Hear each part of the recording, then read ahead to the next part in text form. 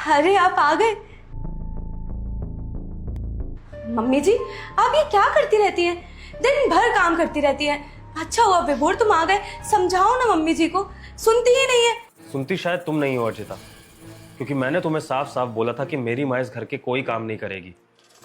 मैंने तुमसे कहा था कि अगर तुमसे घर के काम नहीं होते हैं तो तुम मेड रख लोगी, लेकिन मेरी माँ से भूल के भी कभी घर का कोई काम नहीं कराओगी। विभोर ये क्या बोल रहे हो तुम? और भला मैं मम्मी जी से काम क्यों करवाऊंगी? मम्मी जी बताओ ना, हाँ, कि मैं आपसे काम नहीं करवाती और आप अपने मन से करते हो। हाँ, मैं तो बोल ही रही हूँ कि मैं खुद से काम कर रही थी, बहू ने कुछ नहीं बोला। ठीक है, इसका मतलब तुम नहीं चाहते ना कि मम्मी घर के काम करें, तुम करो तो बहुत अच्छी बात है। मम्मी एक काम करो, अपनी बहू को जरा मग्गा हाथ में दो, पोछा ये लगाएगी आपके सामने। मैं देखना चाहता हूँ कि आपकी बहू कितनी कमेरी है, कितने घर के काम करना चाहती है। दो मम्मी, दो दो दो, आप दो, मग्गा दो,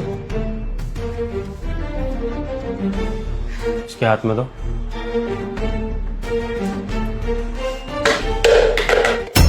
तुम्हें सच पता चल ही गया है ना, तो पूरा सच सुन लो।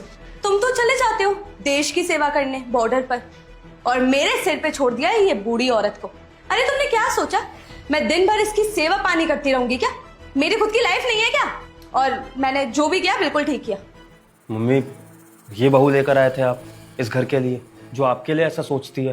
पता है आज मुझे क्या फील हो रहा है कि एक फौजी की असली जंग बॉर्डर पे नहीं होती है, बल्कि उसके अपने घर में होती है। मैं वहां देश की रक्षा के लिए बॉर्डर पर लड़ रहा हूं, लेकिन यहाँ तो मेरा खुद का घर ही सुरक्षित नहीं है, मेरी माँ सुरक्षित नहीं है। ऐसी पत्नी होने से अच्छा तो मैं सारी जिंदगी कुंवारा रह लेता। मम्मी ठीक है अर्जिता, तुम्हें मेरी माँ से दिक्कत है ना, तुम्हें इस घर से दिक्कत है, तो फिर तुम्हें यहाँ रहने में भी दिक्कत होनी चाहिए। तो जाओ, तुम आजाद हो मेरी तरफ से, चली जाओ उस घर को छोड़ के। नहीं मम्मी, अब मैं इसके लिए और कुछ नहीं सुनूंगा। जो उसने हरकत करी है ना, इसके बाद ये तो उस घर में नहीं रहेगी, मेरे सामने तो नहीं रहेगी। निकल जाओ उस घर से बाहर। विभोर पर मैं मुझे तुमसे और कुछ नहीं सुनना है। तुम्हें जो बदतमीजी दिखानी है ना, बाहर जाके दिखाओ। निकलो यहां से।